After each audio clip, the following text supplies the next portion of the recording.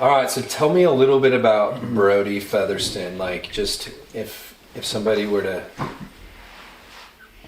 go up an elevator with you that asked you, "Hey, man, tell me about yourself real quick. I gotta go." What are the things that would come to mind? I've had a love for basketball for a while, so I've been doing that. I have my own window washing company with Matthew and Thomas. I love doing that. It helps me. I feel like it makes me a lot better at talking to people. Knocking on random people's doors. I love my family. I love hanging out with my friends as well. But I can also love a chill night in too. Awesome. So do you have siblings? Yeah, I have a sister. She goes to Drury. She is in Italy right now though. Great. Studying abroad.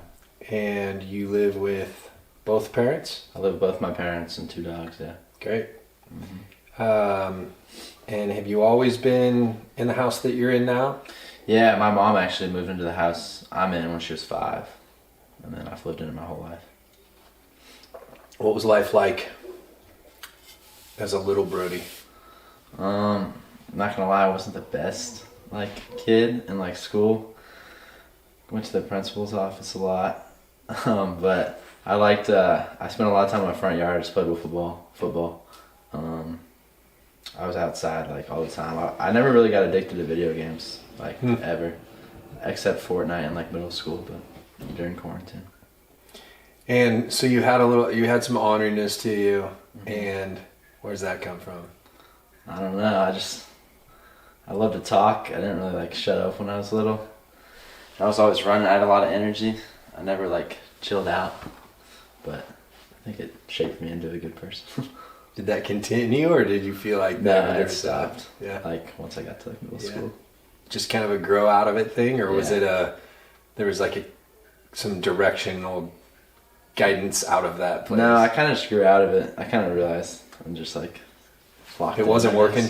Yeah, I don't know. I mean, I didn't cause that much trouble. I would just talked all the time. Yeah. Have a little desk next to the teachers sometimes. Yeah. Because I would talk too much. How'd your parents handle, or your sister handle, the talkative Henri Brody? Was that endearing to them, or did it get on their nerves, or what did they reply to that? My parents would put me in timeout sometimes and stuff like that. Maybe put a little rag of vinegar in my mouth. But other than that, no, it's good. Yeah, sweet. So what's something small that makes your day better when it happens? You know that no matter how the day's going, if this little thing happens, it makes the day better. Or a big thing, but... I'd probably say seeing my family. Just going home and saying hi to my parents. Having a little conversation with them. I enjoy that, yeah. Has that been a seasonal thing that's current right now, or has that always been? Can you ever remember that not being a part of kind of your system? I feel like it's always been like that, even in summer or in school. When I get home from school, go back to my mom's office and just say hi and tell her how my day was. Ask her how her day was too, and then I go up and say hi to my dad. But sweet. Yeah. Who is somebody famous or not famous that you think is underrated, and why? Underrated.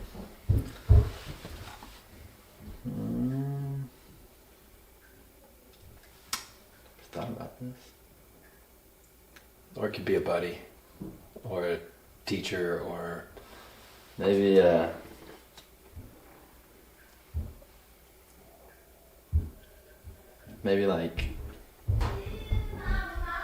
want to say Croy Garcia. Tell me about Croy. Tell me why he is underrated. I don't know. Who is Croy? Croy is a friend of yours? Yeah. Okay. JV legend. A lot of talent in front of him. Yeah. So he doesn't really get to see the varsity floor, but I feel like if he was somewhere else, then he would be pretty good on the varsity level. Yeah. So his talent is kind of kept underneath this veil that because of all the talent that you have on varsity. Yeah. Yeah. I feel like that's the way with a lot of people on the JV team this year. Yeah. National Emerson South. Yeah. So, are you into music at all? Yeah, but I don't like know that much about music. Yeah. Not gonna lie. I just like I hear songs, I add them to my like songs, and just if somebody plays a song that I like, then I ask them what it is, and I look it up and play it. Yeah. Add it to my like songs. What's something you wish adults understood about your generation? I'd say some like really like older people look at our generation and just see a few people that like bed rot all day and play video games and don't get out and do like hard work, and then they just think everybody's like that. But I just don't think that's the case, because I feel like there's some blue collar workers and people like that in our generation that if they were to go talk to somebody old like that, then they'd immediately like not respect them as much because they're in our generation and think that they're not as hard workers as their generation was. Which it is probably. We're probably not as hard workers as their generation, but there are some hard workers in our generation. And what do you see in that? What's in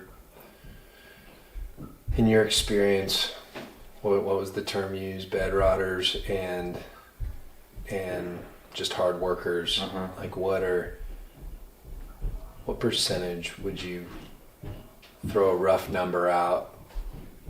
Kind of illustrates those different buckets.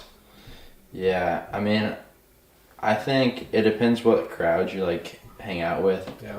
But just like, I don't know, it's hard to throw a percent out there because I don't see everybody, but yeah, it's hard to see that. There's definitely a few people that, you know, just live under their parents' roof and hope they're gonna get a good job one day, but there's also people that work really hard, you know, make their own money, and then are probably gonna succeed a lot.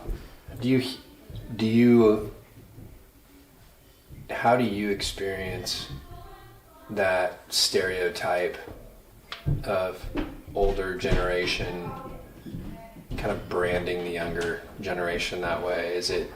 Do you hear that from media? Do you hear it from like close circles? Do your friends talk about it? Where is that message coming in? Yeah, I mean, it's definitely like a stereotype on social media that I see quite a bit, and also when I knock on a lot of doors for my job, and like sometimes they'll just tell me, they're like, you know, there's not many people doing this, but like they say they respect it, and so, you know, makes me feel pretty good.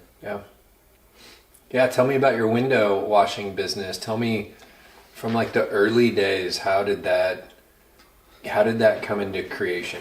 I was scrolling on TikTok and I saw this window washer saying how much money he was making, and then I told Matthew and Thomas, I'm like, we should start this, and I don't know how much trust they had in it, but then we went to the store, bought some squeegees and mops, and started knocking on doors, and we weren't very good when we started. This was like 3 years ago, and then so like we would. So you were 15?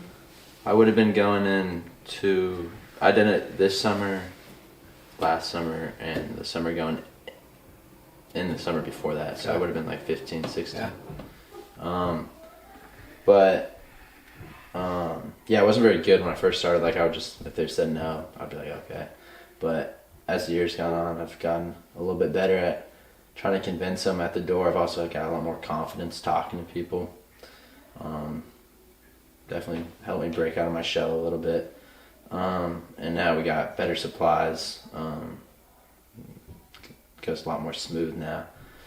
You learn a lot of things, you know. Yeah, so give me a picture of the story, like of how much adversity you had. Tell me a story of like the beginning days, and tell me a story of now that kind of shows the contrast of what you guys have achieved in 3 years. Yeah, for sure. When we first started, we definitely were like rookies because we didn't have the best supplies. And when we were knocking on a door, I'd be like, "Do you want your windows washed?" Like, I didn't really know what to say. And I was also super nervous when I would knock on doors when I first started. But now, like, fast forward like 3 years, when I knock on a door, I start a conversation with them, and if they say no, I'll try to shift them towards yes, and it just goes a lot more smooth. I have a lot more confidence now. Obviously, there's still adversity, people getting mad, but other than that, it's really good. Yeah. Get a lot higher windows now with our supplies. We have to. So the main motivation for you doing that, was that your idea when you saw it on? I saw it on TikTok, yeah. and then gave it to them. Yeah, so you saw it on TikTok at 15 years old. Did it pretty quickly become interesting to you? Yeah, for sure. Is that a quick turnaround in terms of going from learning or seeing, being inspired to activity? Yeah, I liked it a lot because you can make your own hours too. Yeah.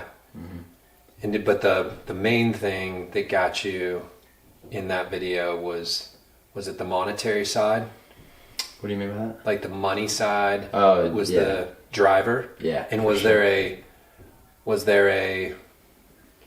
something that you were wanting to save to get money for, or was it just like, I know that that's a good thing and I need it. I need some money. Yeah, I just wanted to have money just to have it. Yeah. Try to save it up. Yeah.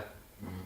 So you reach out to a couple of guys, send them a message or whatever. Does that go into how do you guys set that up as freshmen in high school? Are you doing a lot of messaging on it and then just jumping right in? Like, let's go this weekend, buy some tools. It happened pretty fast. We bought tools at Home Depot, and then we went out, knocked on a door, and then ever since then we've just been doing it. So I know in those early days for any small business, the idea is exciting. And the implementation, like getting it going, is hard. You start spending money, you start knocking on doors and having some tough conversations. One of your buddies doesn't show up, people are rescheduling or not paying you, right? All that stuff's going on. So did you have those moments? Do you remember some of those moments? I say like some of the main moments I remember is just like knocking on like the middle of a work day and like some dogs going crazy, and they're just like yelling at us like, go away. Yeah. And when that kind of stuff was going on, was there just commitment all the way through, or did it ever kind of knock you off your horse a little bit? I'd say it was commitment all the way through. Yeah. Just like went to the next house, but definitely could have knocked us off. Yeah, if we looked at it the wrong way. And now doing this in it's your last year just finished your last year of high school. So now doing it, what have you built it to become? How much money can you depend on making in a week or a summer? Yeah, I mean, it really just depends how much you work, like, because you can pick your own hours. Yeah. But if you worked from like 8 a.m. to like sundown, by yourself, you'd probably make more money. But if you worked with like two people, I mean, the average house is probably around 200, 250. And depends how many houses you get a day. Yeah. Add those up. Do you know your biggest day? Can you remember that? My biggest day, I probably made like $600 something. Awesome. It's a cool story. Yeah, for sure. How did your relationship change with those two friends? How's your relationship maybe different with that business as a piece of that friendship versus if you hadn't had that business? Yeah, I think we were like really good friends before that, but the business definitely brought us closer because, I'd see him more than I wouldn't see him if I didn't have the business, because I'm picking him up early in the morning to go work. I feel like some people might not, build a super close friendship with their business partners because they might be arguing, but I don't think that's the case at all with us because we never really argue about anything. You know, it flows really smoothly, and we have a lot of fun on the job too. So Yeah. So you went into it for money. You got out of it money, closer friendship, fun, flexibility. Probably some pride, I would think. Are you proud of what you did there? yeah, for sure. Yeah. Mm-hmm. Yeah, awesome. Great story. What's something that you kind of live by? I don't know, you might call it a rule or a value, or you just say, this is, maybe it's something that you don't talk about, but you're like, this is something that I live by. Probably just say like go with the flow. Don't let other people's opinions like bring you down. Just use it as like motivation. And did you tell me a moment where you really had to practice that? Me and Luke McKenna have a club. It's called OTB. You know, because we think outside the box, but people like make fun of us for it sometimes because, you know, like they just call us dumb, but you know, we just like try not to let it get to us, and we just like laugh about it and use it as motivation.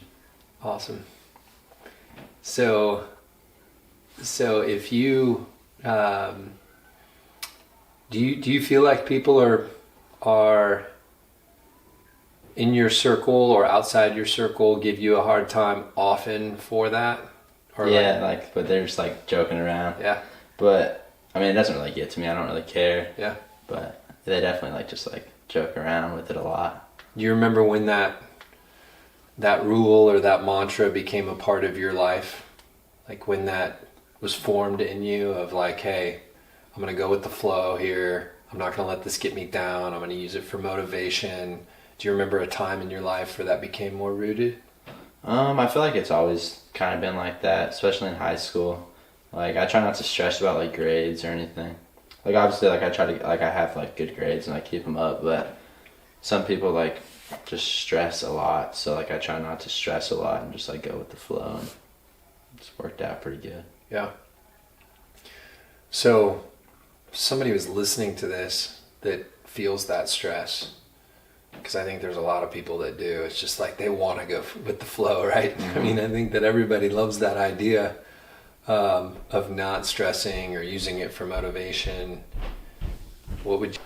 Is there anything that you would say to them, or to encourage them, to teach them, to help them move from this place of, hey, I like what you're talking about there, but I'm really struggling with the stress part. It just won't go. I mean, obviously there's new adversity that you face, but there's some adversity that's pretty similar to adversity you faced in the past too. So if you thinking about a test you're about to fail, or a test or an assignment, maybe think about in 7th grade, you probably don't remember your exact score on the test. You're failing this certain test because it's over time it doesn't matter as much as you think it does in the moment. Yeah, that's good.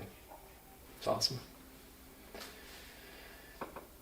So in your life, young life of 18 years, tell me a turning point in Brody's life. Doesn't mean things got turned for the better. Mm-hmm. Could mean things turned for the worse, or just turned to a new place that wasn't better or worse, but it was just significant change. Tell me about a turning point for you. I'd honestly say probably going to high school is a lot different than everything else I've done in my life. Just so many more people. The sports were a lot different. Playing from club basketball or club soccer to playing for the high school, it was a lot different.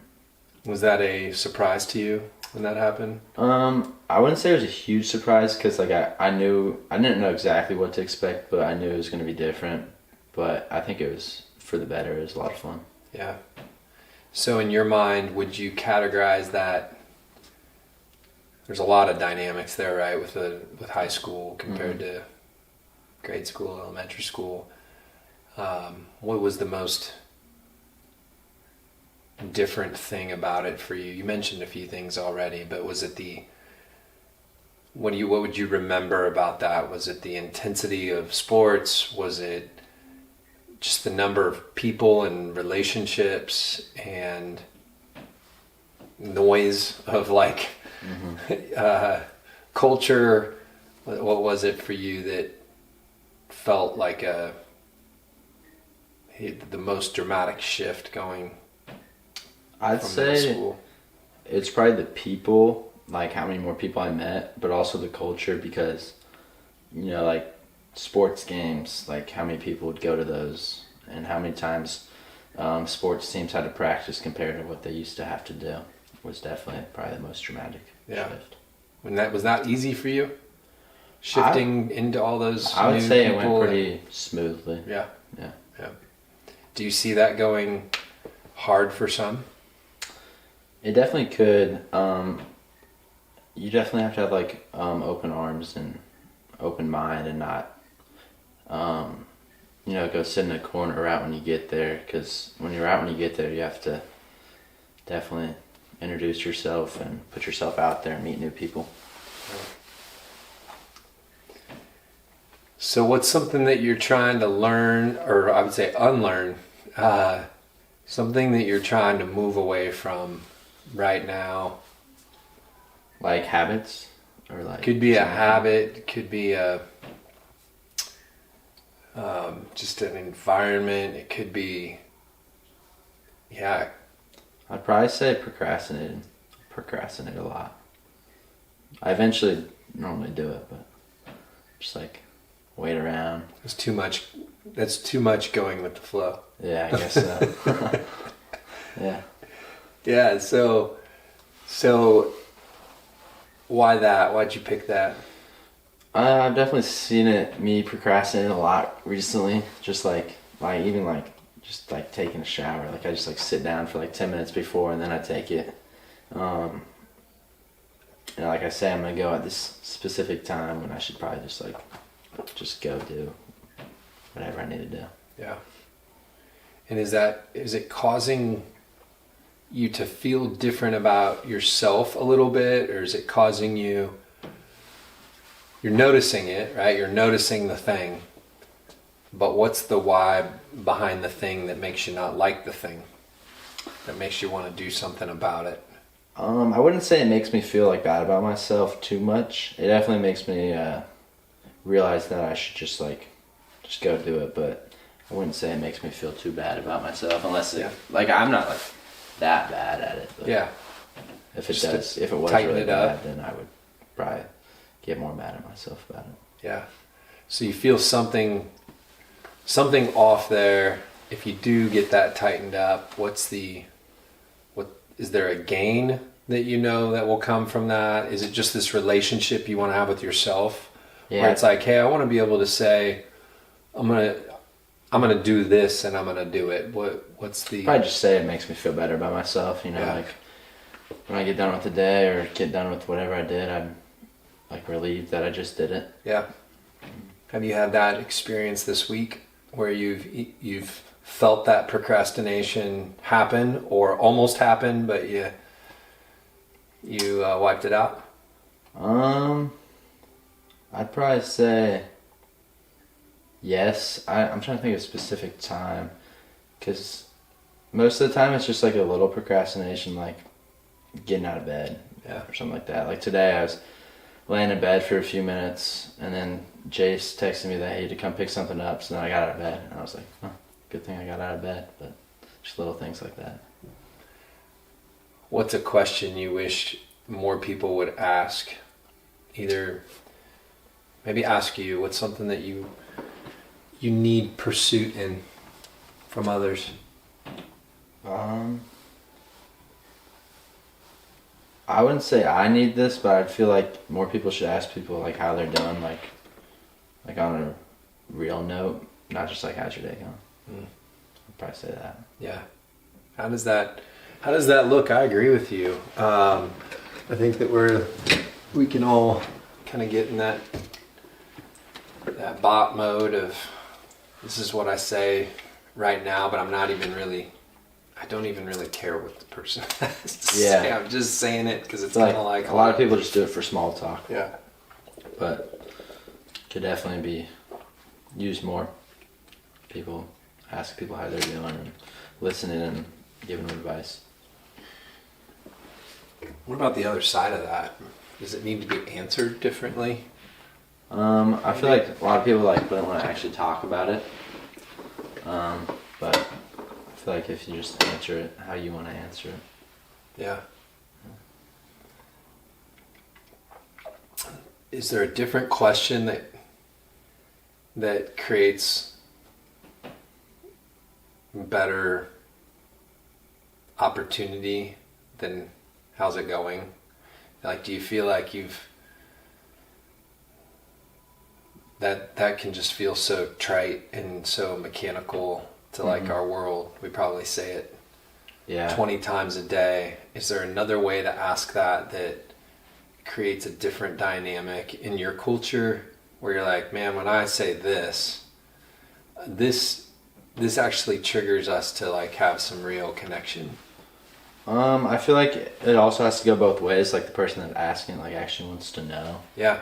But if you like actually want to know, then I feel like there's a few different ways you could say it. But like just like ask them how they're doing and ask them like questions about it. Yeah. Like if they like if you say how you're doing and they're just like doing good, then like maybe like ask them on a deeper level. But you also have to be pretty close with them, I feel like, to talk about them about that. Yeah. I was talking to another teen that had this phrase within their friend group that he would say, hey, you want to go to the park and talk? And everybody in the group knows that if you get that text, that you're going to go talk about more meaningful stuff. Yeah. Right? So like the park environment and the experiences that they had at the park became the reference point, I guess. If you brought up, let's go to the park, it was kind of like, how you doing at like a real level. Mm-hmm. Like, let's go really figure out how we're doing. Yeah. Do you have anything like that?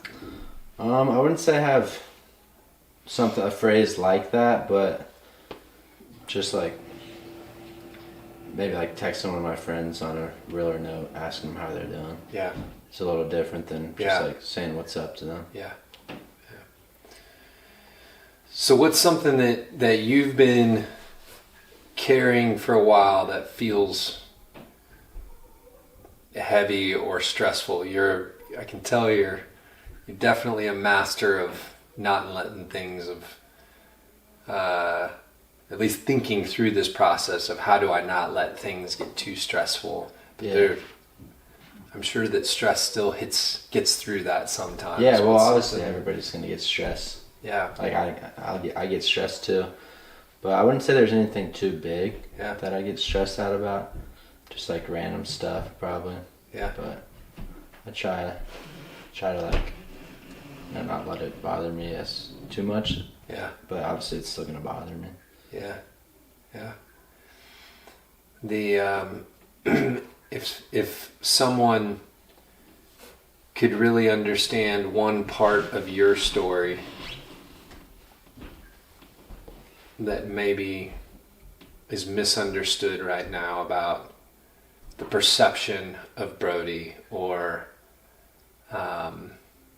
who the real Brody is, what would that look like? What's something to maybe like clear that up a little bit? I would say maybe like, I don't know if people think this, but like when I like don't get like stressed about school, I get stressed about school, but like when I act like I don't care about like failing a test, like I do care. I do get stressed. I just try to move on. Yeah. I feel like people might like think like, oh, you just don't care about school at all. Like, but like I do, and I still get stressed about it. I just try not to. Just try to move on. Obviously, I still stress about it, but I try to move on as best as I can. Yeah, that's really unique that you're able to. I call that like a superpower.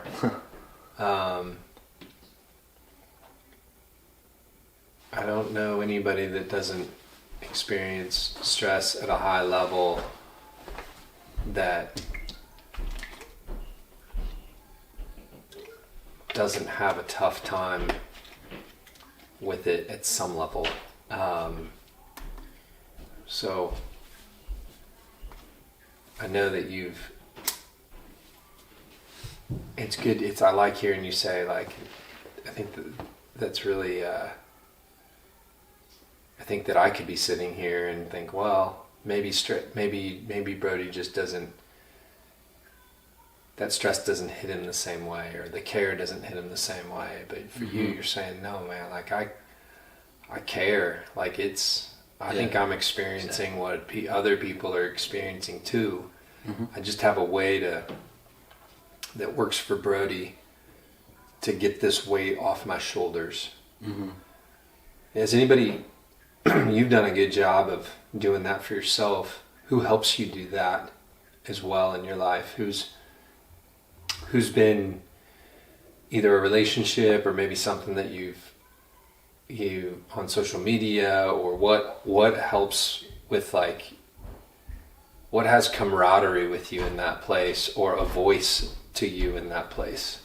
I don't know. Probably like just like seeing like random motivational quotes and stuff like that. Obviously, I still have all that stress that other people have, and I do stress about it. But I try to maybe act like I don't, just like kind of like move on. And I feel like that helps me a lot.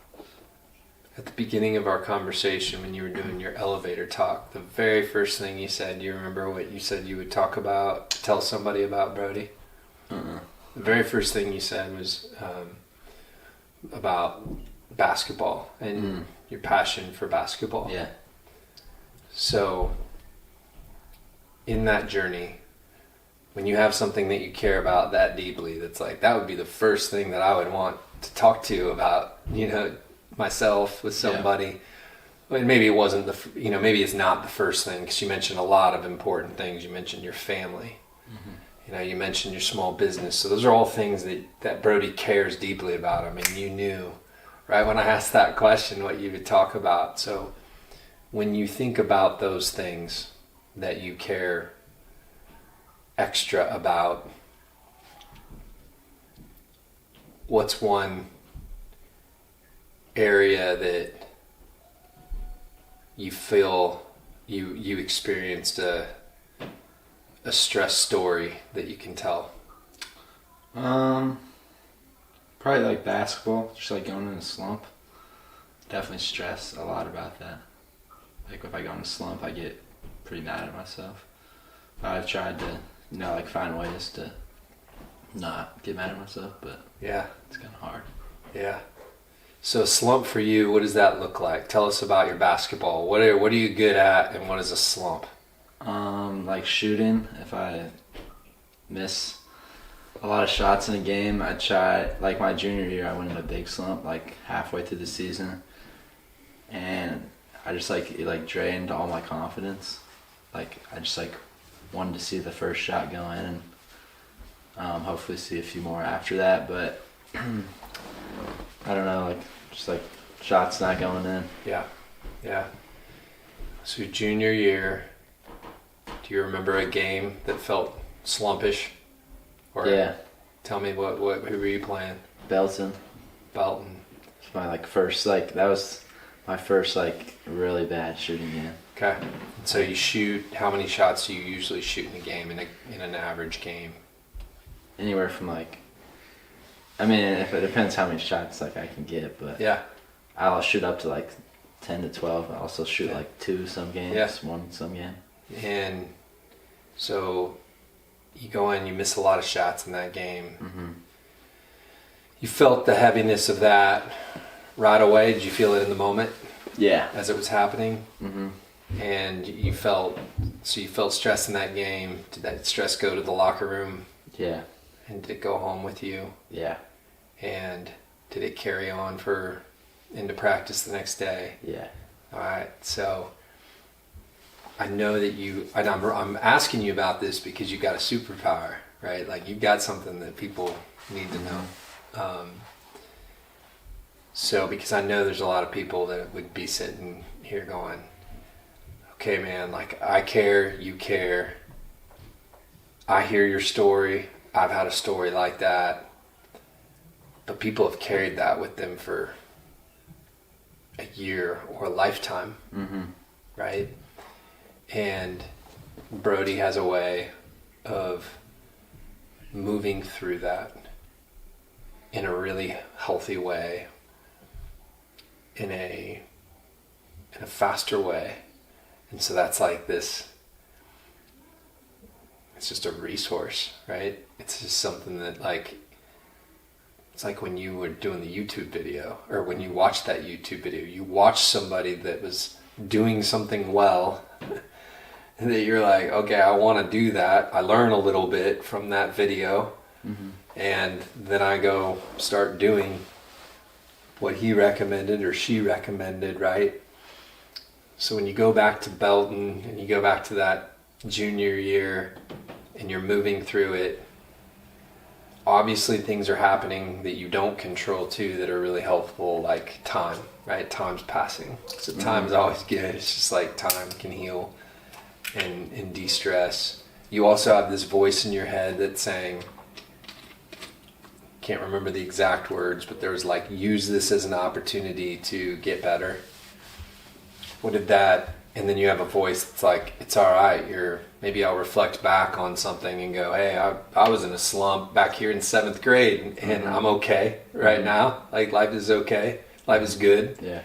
And so I know that, I believe that life is going to be okay even in this point. So those are all awesome things.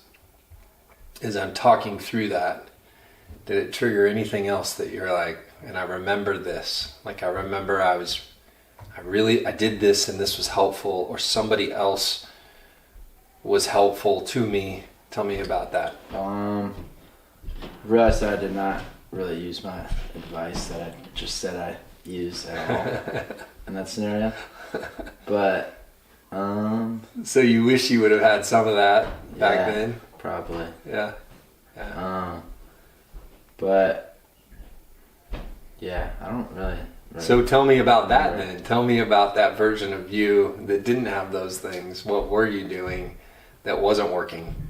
I think I was just like dwelling on how much shots I missed and how I didn't really realize that, like, I should just moved on. Yeah. I let it drain my confidence a lot. Yeah. Do you, when do you feel most like yourself? When do you feel just the most comfortable? Maybe it's with a certain group of people. You're like, when I'm with this person or when I'm with this group of people, like, I don't have to be I'm not trying.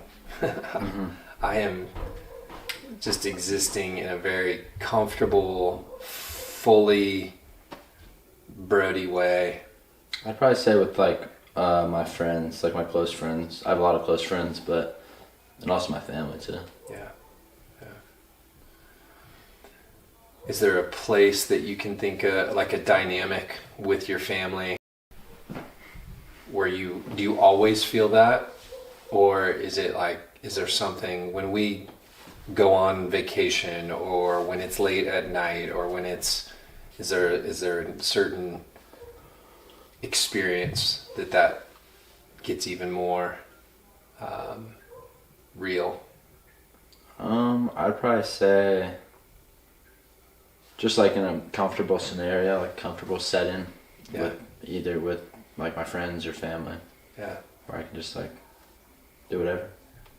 How do you think that your family created that environment for you to feel that way? I would imagine there's a lot of people that feel anxious when they're around their parents, right? Or don't want to go home.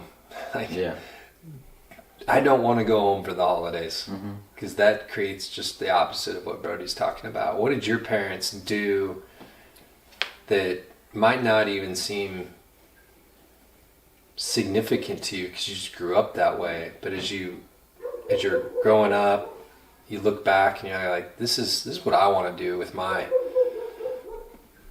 family or friends, that they did a really good job of to create an environment like that where there's could be this just authentic experience? I'd probably say they were never like super mean to me. Like when I did something wrong, they'd give me the right punishment. They wouldn't, ground me forever.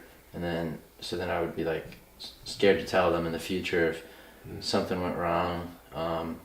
If I came home late, they wouldn't, get that mad at me. So then in the future, I can just be honest with them. And they gave me the right amount of criticism and a helping hand where I can just be honest with them. And I'm not scared of what they're going to do. And I know they're just going to, be understanding, but also teach me in that, way of life of what I could have done better. Yeah, so to not make you afraid. Yeah, exactly. Yeah.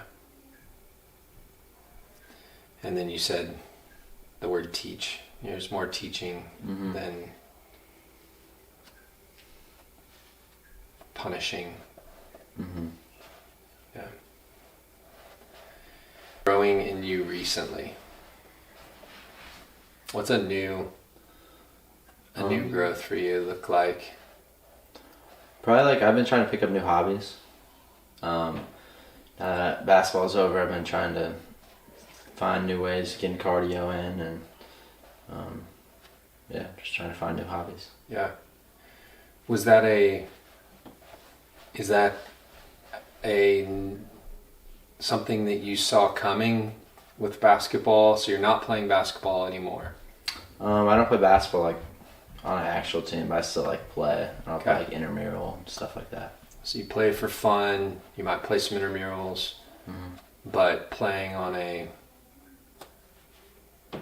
school team. Yeah, it takes a lot more time. That's a part of your life that is coming to a close or has come to a close. Yeah. So as you saw that happening, was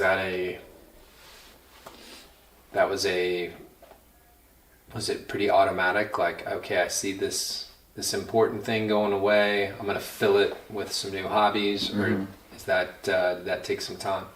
I knew when it ended, I was going to have a lot more time on my hands, and I didn't want to just do nothing. So I wanted to try to fill that time with something where I felt good about myself and good workout. Yeah. So is it? You mentioned the exercise part. Anything else? What hobbies are you researching, or what has been on your list? Where's your mind go when you? Maybe it's not something you've done yet, but you're like, gosh, I'm curious about using time this way. I don't know if I've thought about anything. I haven't. I've been swimming a lot, or not a lot, but I've been trying to swim. At least once a week, and then I've also done boxing classes once a week too, just learn how to do it. Something I've never done before. Yeah. So physical things. Yeah. Yeah.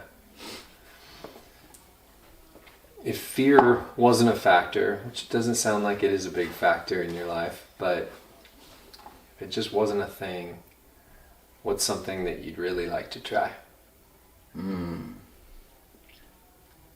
Probably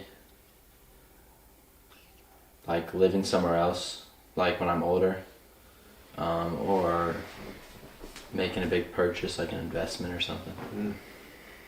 Maybe getting a loan and trying to make an investment that would make me more money in the future. Yeah.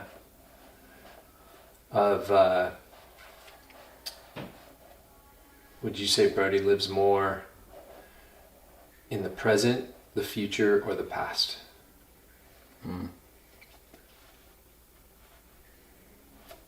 don't know. I say it's pretty equal. I say I would try to tell myself that I'd like to live in the present, but I'd live in the past and the future too. Yeah. What's living in your mind right now in the future? Probably like what I'm gonna do when I'm older, like job wise, college. Um, you know how gotta meet like requirements, grade wise too. Yeah. And what do you see for yourself as you play with that future picture? I see myself definitely gonna have to like lock in during college because I have to like have a certain grade requirement for like the beta house, or else I'll just get kicked out. So I definitely have to lock in. Probably use my own advice and not try not to stress too much, but probably will stress quite a bit. But yeah. Yeah. So getting good, getting the right grades to stay, and maybe some different habits from like a study standpoint. What about, you mentioned the job thing? You think about that a little bit? Yeah, definitely. Trying to see how I can like set myself best up for the future. Yeah. Like money wise, and not digging myself a hole or anything like that. Yeah. Do you see anything out there with work? I mean, I've thought about like so many different things I could possibly do, but I mean, I don't have my mind set on anything exactly. Yeah. So do you know what your major is? Business. Okay. And what area of business? I mean, you mentioned a lot of different areas. Just talking, you've talked about finance, you've talked about small business, you've experienced sales and planning and you know, a lot of different pieces of business. Yeah. But what business or area gives you the most interest? I don't think I'd be a huge fan of finance, but probably like marketing and entrepreneurship. Yeah. And do you look at other businesses at all that are doing attractive work or things that are interesting to you and think that's a business that, do you think more like that's a business that I'd like to be in, or that's a business that I'd like to create, or where are you with Yeah, I definitely see quite a few businesses that like be like, you know, like I think like, you know, like how did they start and whatever, but I don't know exactly, like I don't know the field I want to exactly go into, but definitely had some ideas. Yeah. Yeah. How do you think kids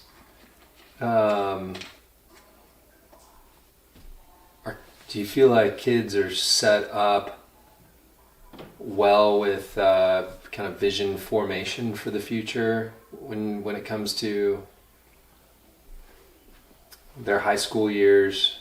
Do you think that are there resources out there that have been helpful to you as you think out into the future, or are you kind of doing that on your own? There's definitely been, you know, good resources, but obviously everybody doesn't have the same ones as like I do or other people might have. But if you like really look for them, I feel like you can find them, at least like at our school. But obviously other schools are a lot different. We had a pretty good school. But I'd say like my parents too. Yeah. Were like my main resource. So talk dreamy for a little bit. Get out of the practical. Mm-hmm.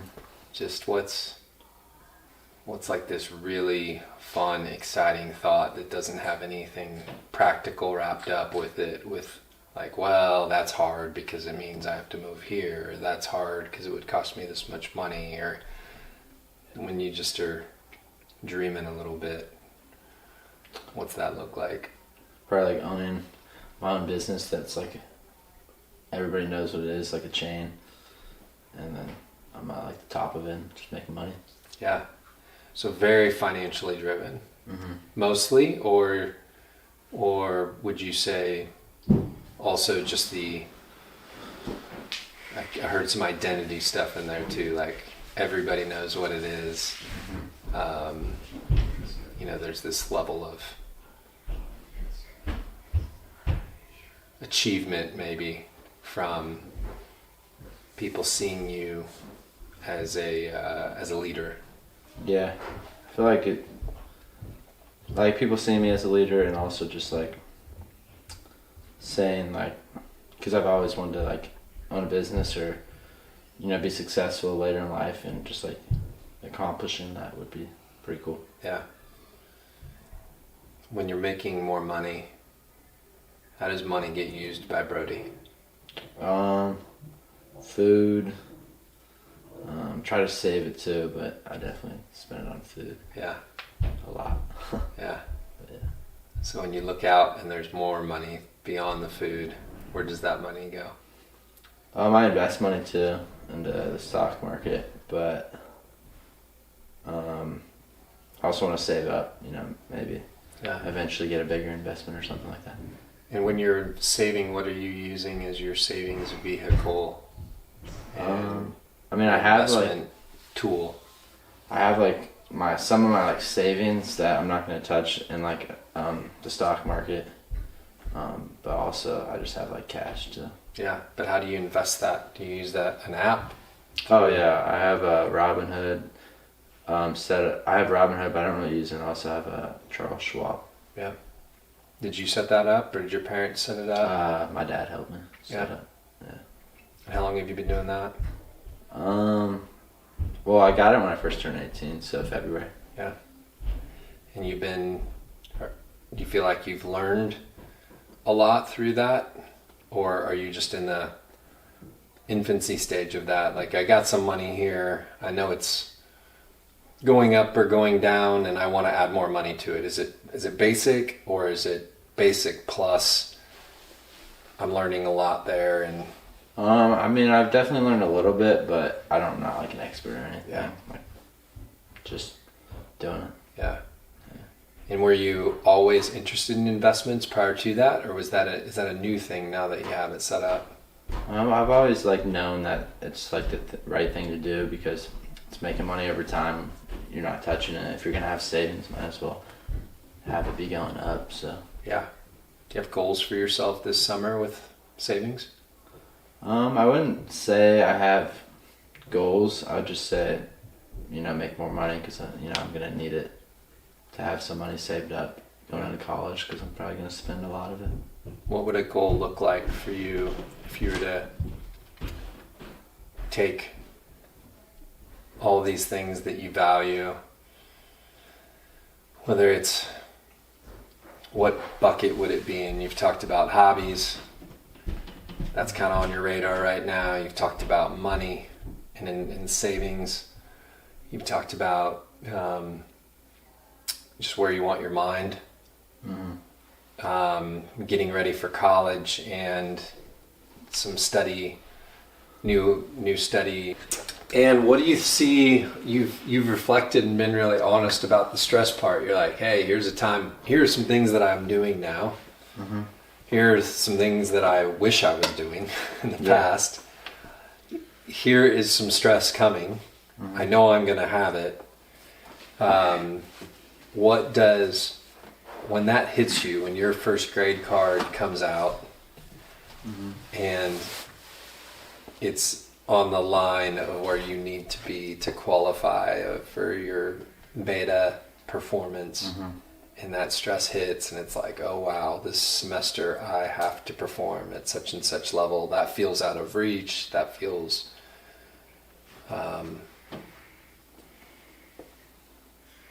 very difficult, whatever it feels like. From what you've said to me today, what's your go-to way of processing this for yourself? Mm-hmm. What's your way of not letting that overwhelm you, but teach you? Yeah, I mean, obviously I've said that I try not to let it overwhelm me and try to use my advice or my thinking process to like not let it stress me out. But obviously even now, and I don't always do that. Like, I feel like everybody like has something they tell themselves to like calm them down, but they're not always able to take that advice. Yeah. You know, like I'm like that too. Like I might tell myself that. Yeah. But I can't always understand that, you know, that advice is going to work But Yeah. like, I feel like telling yourself advice or just talking to somebody will help. Maybe have a better understanding of what the outcome will be. Yeah. So, I think your parents offered, like, through your reflection on what your parents did, is like a really good. It could be for a lot of people like this really good foundation for like a stress response, either in terms of what they can be for other people, what you can be for other people, or what you can resource for yourself, right? So it's interesting, you said, well, when I went home, they didn't make me full of fear. It sounds like there were consequences, but they were digestible. They weren't so overwhelming that it caused you to not want to be around them or not trust them, right? So that's like part of it. And then the other part that you said is they were teaching you, right? Mm-hmm. They would teach more than punish. Mm-hmm. Or there's a nice balance there. So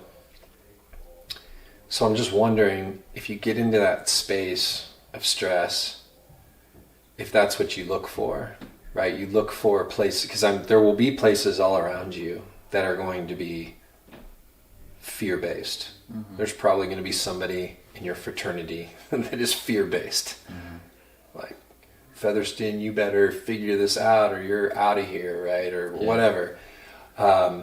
There's things on social media. There are parents that throw fear out there and threat, right? And so I wonder if in your system of you've got this like self-talk and relationship that you have with yourself that sometimes is helpful and sometimes it's not enough, right?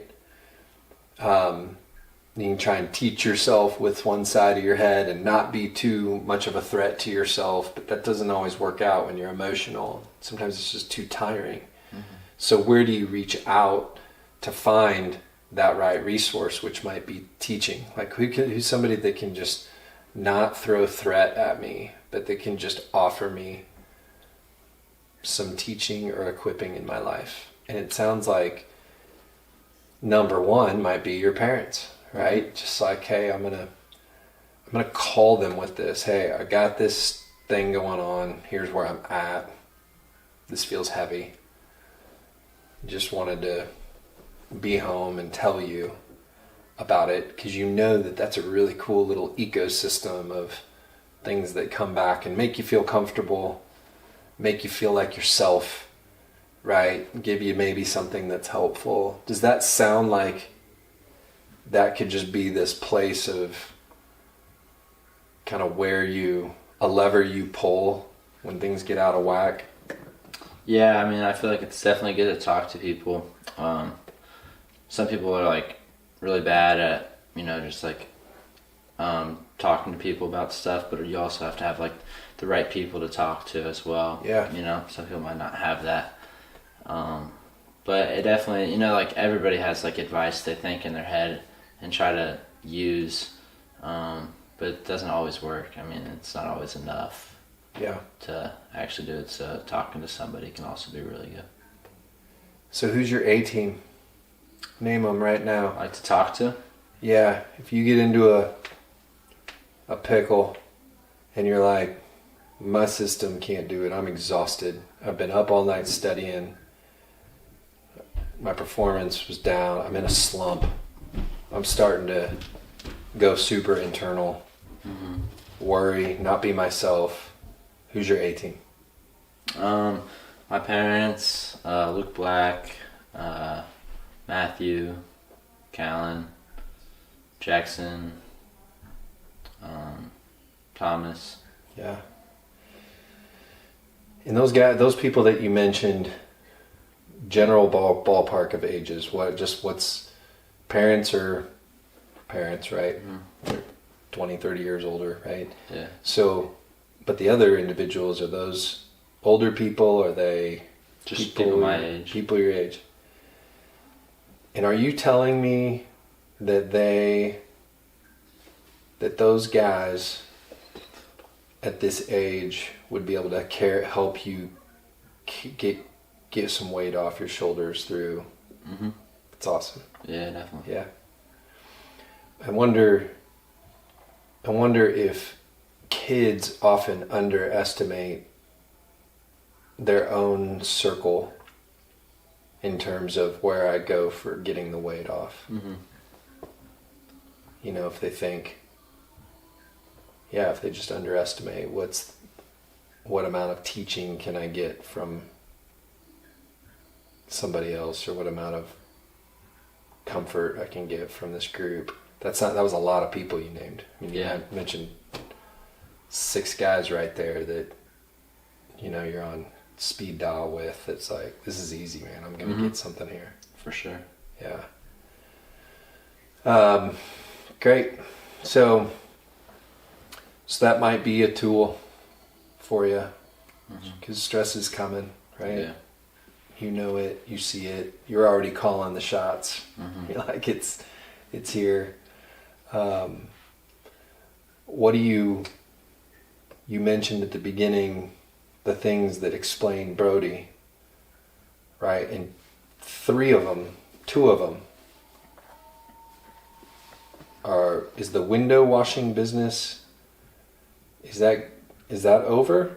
Does that continue? I think it will continue. So it continues in the summer. Mm-hmm. Okay. So that continues. Family, not over, but just different. Mm-hmm. Right? Not coming home as often. Mm-hmm. Friends, maybe going in some different directions. Definitely gonna make a lot of new friends, but a lot of my friends are going to KU, but some are going different directions. Yeah. So just parts of you are changing, right? Parts of your world are changing, but you're being super intentional about seeing that change and going, I've got some friendship dynamic change, but I'm going to make more friends, right? I've got basketball going away, but I'm playing with some new hobbies. Mm-hmm. One of them is just going to be a different level of school performance.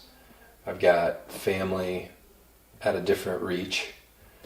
Do you call your family? Yeah. I mean, I haven't had to yet because I still live with them. Yeah. Yeah.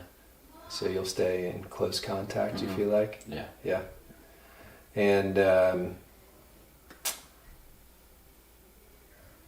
And what would Brody, do you have a tattoo? Mm-mm. If you were to get a tattoo, what would that be? Would it be a word, a picture, a Roman numeral? Probably like something to do with my family, or like maybe numbers of like a location, like my house, or like like our family cabin or something like that. Yeah, sweet. So family runs deep. Mm-hmm. Yeah. So when you would say, if you were to say what you value the most, if somebody said, what are your values, Brody? Mm-hmm. We know family is on there. Mm-hmm. We know, I think it sounds like physical, how would you call it, health or fitness, or... Yeah, just like staying in good shape. Staying in good shape is on there. Sounds like money. Yep. Making money, Mm-hmm. saving money is on there. What's something I've missed about Brody that would definitely be, we know friends, friendships are on there, even a certain few names. Probably just like having a good time, like making memories. Yeah. Traveling. Yeah. Yeah. And where's that place that you want to, where's a bucket list destination to visit? I honestly don't have like a certain place I like would love to visit, but probably just getting out of the country to like see other cultures. Yeah. What culture is interesting to you? Um, Or just a group of people that maybe doesn't define like a destination, but do you speak a different language that you'd like to speak, or would you like different foods that? I like Mexican food a lot, so Yeah. right. Explore that. Get down to South America Yeah. or Mexico. Yeah. Mm-hmm. Great. So what was the one you mentioned right before that? Travel, Just like making memories. making Having memories. fun. All right. So I know that you have something called like, maybe I'm gonna mess this up, but I think it's called like adrenaline runs. Oh yeah. So adrenaline runs. What are adrenaline runs? Just like, I guess like going to do like stuff that gets your adrenaline going. Yeah. Creating like dad lore, I guess. Yeah. So what's it? Throw me just a bunch. Like tell me. How did that start? How did adrenaline runs start? What were you? Was it a certain age, or just a group of guys, or somebody said let's? We just had like a group chat where I guess like sneak into some places, and then just named it adrenaline runs, and I just stuck, I guess. Yeah. And tell me a favorite memory from an adrenaline run just tell me the story of it. What happened? How did it start? Where'd you go? What made it better than other runs? I don't know if I'm really supposed to say this, but probably going. If you need to leave out names or specific locations. Probably going to Kauffman Stadium in Okay. the wintertime. Yeah. Exploring. Yeah. Yeah. So you got into some places at a baseball stadium that maybe were off limits, not accessible. Yeah. You found access. Yeah. Yeah. So that's a good fun memory. A lot of adrenaline. Yeah. For sure. That's cool. So so having just like that fun component, the adrenaline component to your values list. Yeah. So knowing your values is really hard to know at any stage of your life. So props to you for like being able to just go, yeah, family, staying in shape, making money, saving money, friendships at this level, adrenaline runs or fun, just experiencing fun, travel. That's sweet that you're able to just like call that out. I wonder if, as you're going through life, and especially college, if that could be even more helpful to you than you, like if it could be 100 times more helpful, if that could be a 100 times more helpful resource than you see it today. So right now it's like, yeah, that's me, that's what I'm doing, that's clear. But as those things are building up in you and remaining true in you and getting roots that are deeper and deeper, and you're like, yeah, that is me, knowing who you are can be a great reference point for big decisions. When you're going to certain places, like when you're lost a little bit, when you're not feeling like yourself, when you're thinking about where you want to live or travel to, when you're thinking about a major or a niche or how you want to order your life, like being able to go back to that and say, are these things still true as like the top things of who I am? And even putting them in order, like saying this one is number one and this one is clearly number two. And I might struggle. I don't know if this one's, I've got 3, 4, 5, 6. I'm not sure. I'm going to really think about that. Figure out like if I had to lose one item, which one would it be and why? Mm-hmm. And which one would jump to the top of the order? Why would 3 be better than 4? To get to this place where you can see that so clearly that it's like this, and it will change. It'll evolve, right? Let it. Mm-hmm. But for it to speak back to you truth, for it to speak back to you future, for it to like help you go back into the past and celebrate the past in those ways, mm-hmm. It can be a really powerful thing for a young person. You're already up against some things that you could say, I don't know the answer to that. And I wonder if you might know the answer to that. If it's just like, oh, I got to connect this question with these things that are true about me. When I think about travel or saving money, I don't know what I want to save money for, right? Maybe you want to save money to do something for a family member, to show them appreciation, or to go do an experience with them, right? You want to invest in it. Mm-hmm. Maybe you want to save money because you want to travel, right? And you're like, oh, that's what I want to save money for, right? Because I think that's in you. I think these things are probably driving that and stimulating that stuff, but not connecting them is maybe causing it to feel like, well, I don't know what I would save this money for. But if you just looked over at these things, all of a sudden things would start firing for you. Oh yeah, this is what I want to save money for over here. Here's something fun that I want to do. Research, how much is that? That feels fulfilling to me. Travel, research. I like Mexican food. Mm-hmm. I want to go with my family or with 2 of my buddies, right? You can start like mixing and matching all those pieces.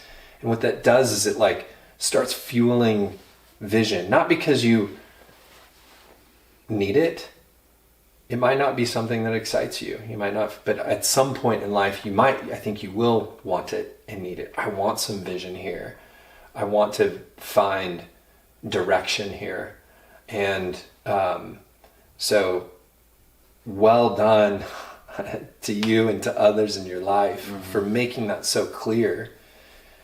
And I think that it can be a catalyst for you, not just when you're feeling lost, but when you're feeling, or when you're wandering, but when you have a little bit of a glimpse for something, but you need it to come into picture and to focus more. It's like, oh, I know what I'm going to do. I'm just going to write down my values, mm-hmm. and I'm going to find it there. Yeah. So does that sound helpful at all? Yeah, it actually does. To like always think about your values, and when you're about to do something, think what's important to you, and make sure you're spending your time wisely. Yeah, and I think that's really good. Yeah, that's cool, man. I'm glad that's helpful. Can I use your restroom? Yeah. So let's play with something. Let's go a little bit deeper here, and then we'll wrap up. All right. Okay? So you'd said the words. So Brody values number 1. What is it? Family. Okay. Number 2. Friends. Number 3. Probably like just having a good time, like happiness, memories, like all the above right there. Fun, memories, adrenaline runs. Number 4. I'd probably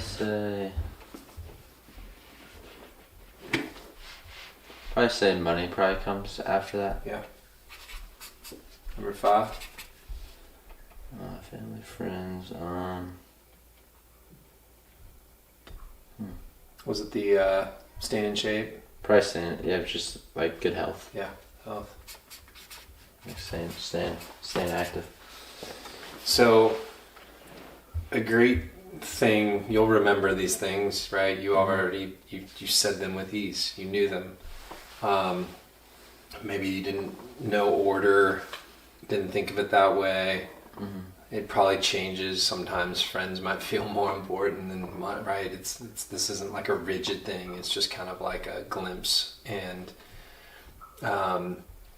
it will evolve in your life. It'll change. My guess is it won't change a lot. I think that some of these have some deep roots for you. Mm-hmm.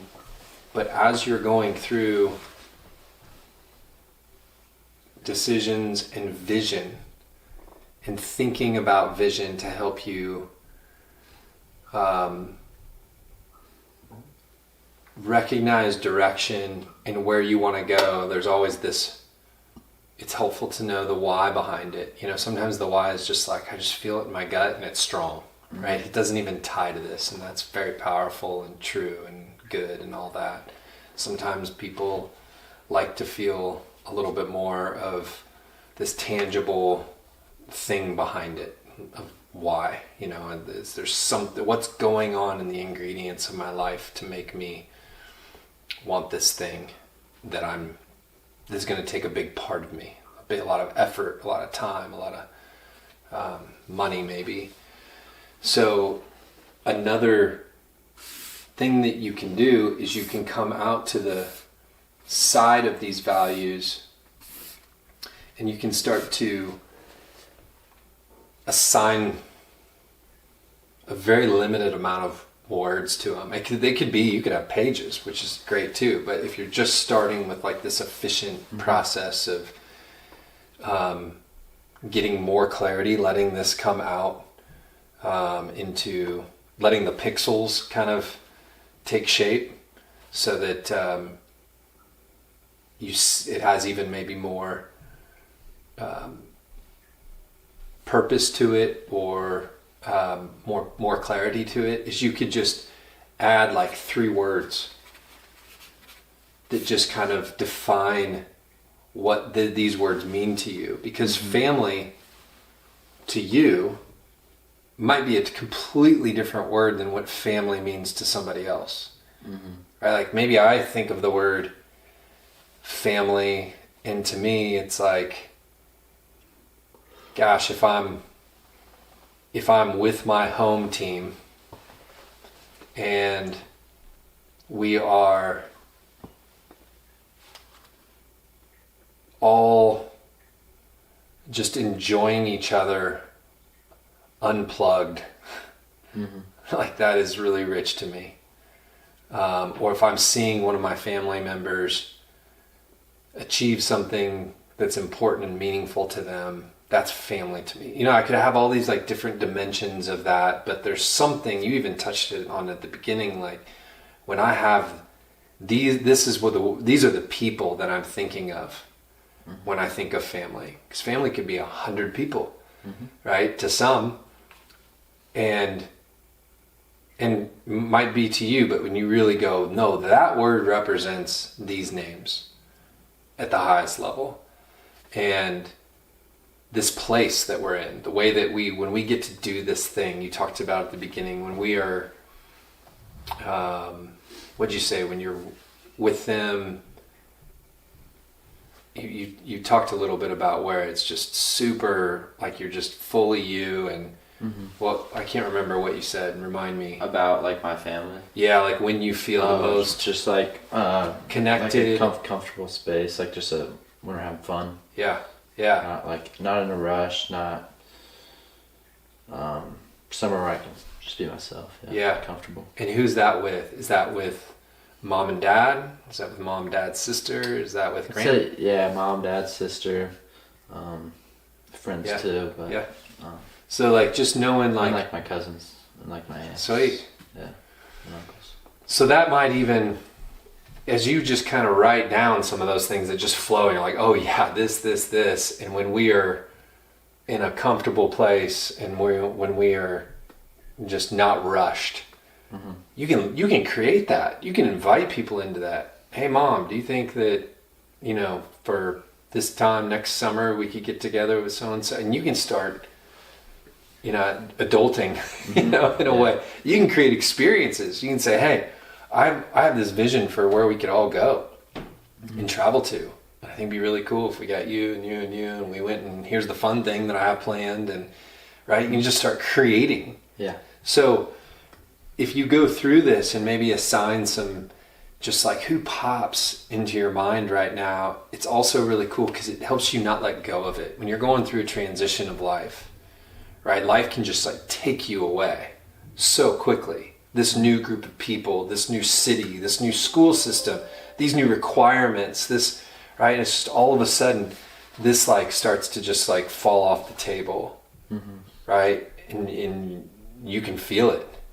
You can be like, well, this is fun. All this stuff that I'm doing, it's great, but I don't know. I just don't feel it right now. It's like, whoa, how do you bring that back up and just like keep that there? And then how do you, as an adult, start to go, I'm going to keep the spotlight on this. I'm going to keep it on it with my conversation. I'm going to keep it on it with my actions, because this matters. I didn't write this stuff down for, just for nothing. Yeah. Like I wrote it down because I want it to be like, this is a permanent marker, right? Like I want it to be permanent, or I want it to grow, or I want it to flourish, or whatever that is for you.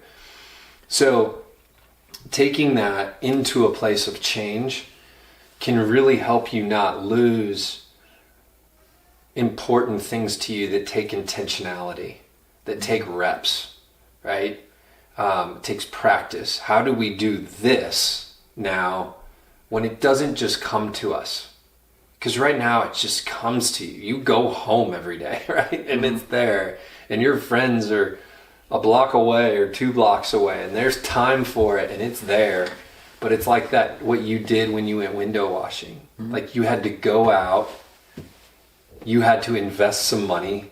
You had to knock on the door, right? And you had to make it happen. Yeah. So making that kind of come to life a little bit more, or in your own way. I'd be curious to hear how that, might go for you in the Brody way as you move down the road, and how that shapes your present, how your past shapes your present, and it helps you not like let go of that. And it also helps you look into the future when you think of things like money and go, I don't know what I would do with it. I'd probably put God at number 1 too. God. Nice. I don't know why I didn't say that. Yeah. I didn't really think about it. Just looking at the list, I was like, love it. About it. Yeah. So it's like, and then when you look at all of it, it's also a bit of it's a heavy list, right? I mean, there's a lot there. Yeah. So to keep that all healthy, right? Yeah. To keep it not slumping, like what did you have to do for the gym? Like you went in and did you shoot a lot? I mean, how many shots did you put up in a practice session? A lot. Like 100? Probably more if I was just shooting more. Yeah, and that's what you do to not let something important slip, or when you feel something slumping.